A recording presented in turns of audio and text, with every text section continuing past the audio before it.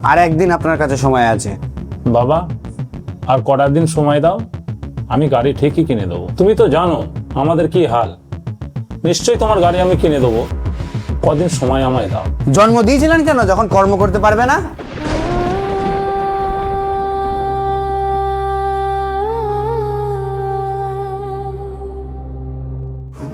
Sir, আসবো নাকি?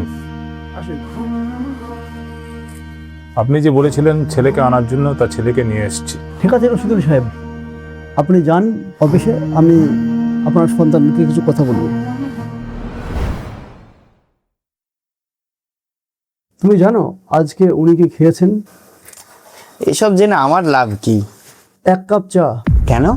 কারণ ওনাকে টাকা বাঁচাতে হয়েছে। ওনার জুতোটা ছিঁড়ে গেছে, পা কেটে রক্ত বার হয়, তারপরেও উনি হাসেন, কারণ উনি চান তোমার পা যেন কখনো মাটিতে না লাগে।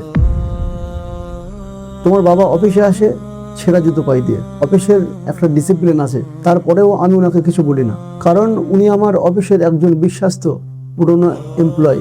তুমি হয়তো ভাবছো মনে মনে, আমার এই বিজনেস, এত বড় অফিস, আমার এই কাজ কারবার সমস্ত কিছু আমি আমার বাবার কাছ থেকে পেয়েছি। না, তাহলে এই কিছুই আমি আমার বাবার কাছ থেকে পাইনি।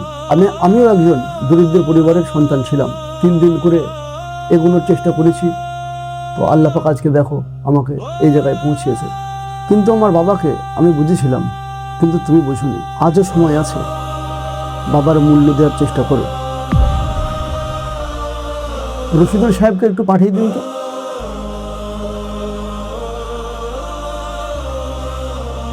বাবা, আমি আমার ভুল বুঝতে পেরেছি।